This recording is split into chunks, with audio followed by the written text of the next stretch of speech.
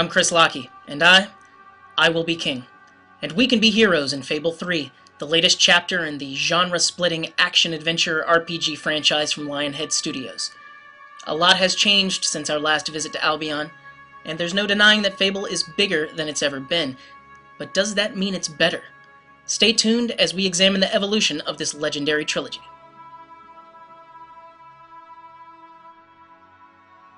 It's time for a revolution in Albion, and you're leading the charge against the tyranny and oppression of the evil King Logan.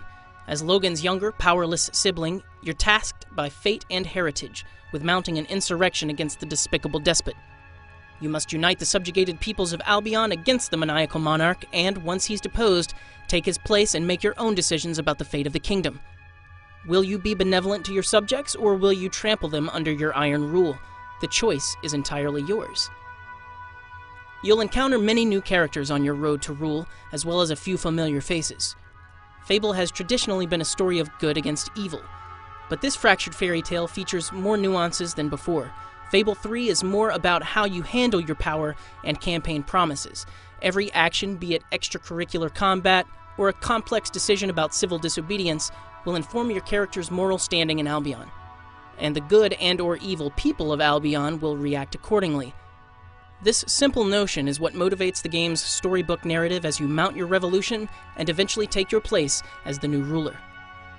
The main plot is remarkably rich. The simple framing story of two polarized princes, or a princess, as the case may be, vying for control of their beloved kingdom is the most compelling hook in the series so far, and the supporting characters are impressively realized. It's readily apparent that Lionhead has given greater attention to the cast than ever before. Fable 3 does step away from tradition by firmly rooting its tale during a Victorian-inspired industrial revolution, which is somewhat at odds with its sword and sorcery origins. But as the franchise has evolved, so has the world of Albion. Ultimately, Fable 3 feels like a new hat with a good fit, but I do miss the old days.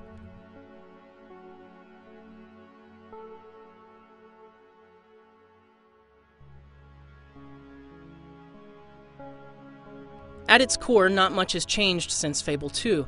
On the surface, however, is a completely revised system for both combat and expressions. If you're new to Fable, dialogue trees indicative of other RPG titles have been replaced by a system of expressions and reactions. Want to make a good impression on a villager? Strike a heroic pose. Want to make a bad one? Fart in their face. It's a pretty simple formula, but an innovative one that worked for me. Until now. The original Fable auto-suggested expressions on your D-pad. Fable 2 introduced a rather effective expression wheel menu. Fable 3 has taken a step back, relegating your interaction with NPCs to the choice of one positive or negative expression at a time. You can go deeper and improve or deteriorate your relationship with the NPC, but you may find yourself playing patty cake before striking a heroic pose. In a similar vein of less is more, Lionhead has stripped away game menus. Instead, you access an interdimensional sanctuary to view your inventory, as well as the world map, heroic attributes, and other achievements. Sure, I had no, quote, long item lists or menus to take me out of the action, end quote, as the back of the box suggested. I just had pesky load times whenever I wanted to change, or worse yet, inspect an item or my attributes. This was a great idea, but in practice, it's entirely impractical for the seasoned RPG gamer. The combat has also been revised, for better or worse. It's essentially the same, but the weapon and magic systems have received an overhaul. This time, generic experience points are used to unlock new feats of strength, magic, and the like on your road to rule, instead of experience points specific to the ability you use to dispatch your enemies. This is a simplification that works and works well. My favorite aspect of Fable 3 is the addition of legendary weapons that evolve with your hero over time. Instead of augmenting your blade or firearm with a magical crystal, for instance, each legendary weapon's powerful abilities are unlocked by completing specific trials. This perfectly fits the philosophy behind Fable's organic approach to the evolution of the game world.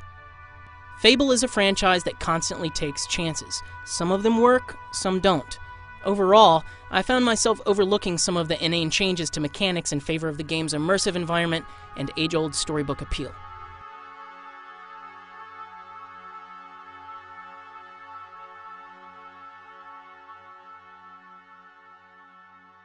Albion has never looked better. The world has moved on since the hero of Bowerstone rose to power, and the landscape has been altered to reflect the ebb and flow of commerce and civilization. Keeping in line with the progression between Fables 1 and 2, the third chapter details new and interesting environments while preserving the legendary locales of its predecessor. Walking through the expanded Bowerstone, for instance, with its crumbling factories and crooked spires, I was met with waves of nostalgia as I recognized specific landmarks from my previous adventures. The game world of Fable 3 retains the same whimsical imagery that's made the franchise such a success with fans of the fantasy genre. It's a visually stunning execution of the concept art and one of the best-looking games this year. The cinematic sequences are exceptionally animated and remind you at times of the cheekier films from Pixar. A very early sequence involving a rather unlucky chicken comes to mind. In-game graphics are likewise colorfully executed. Fable 3 is resplendent with luscious environments with improved draw distances. Lip sync was less than perfect at times, but the fluid combat animations and living environments were spectacular at every turn. The camera angles and slow-motion animations on combat flourishes were particularly radical and kept me fighting the good fight.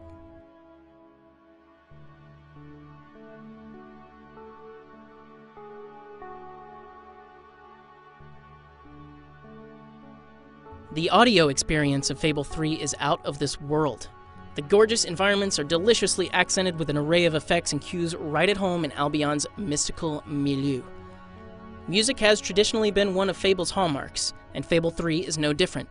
You'll notice some of the classic themes updated and seamlessly integrated with the new tale, but I do feel like the score was slightly understated at times and actually would have enjoyed a heavier hand with a few fresh themes to accent the more cinematic moments. Overall, the score is an otherworldly triumph, worth listening to on its own. The cast of Fable 3 is a collection of some of the finest talent imaginable, culled from the United Kingdom. The impeccable Stephen Fry returns as Reaver, and an inspired John Cleese voices your faithful servant Jasper. Bernard Hill, Simon Pegg, Michael Fassbender, and Naomi Harris, just to name a few, help round out an amazing collection of players in this epic drama.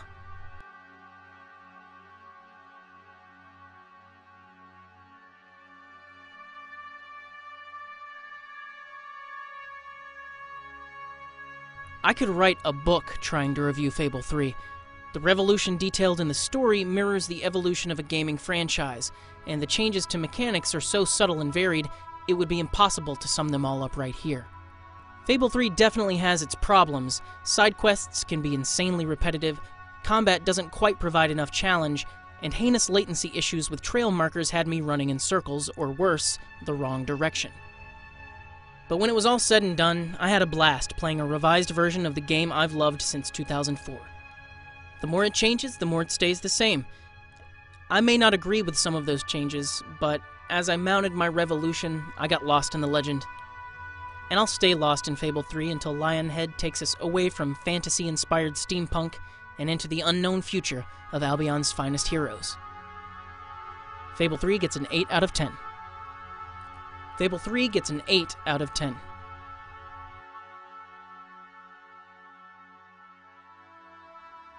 The legend continues over at blog.machinima.com/reviews.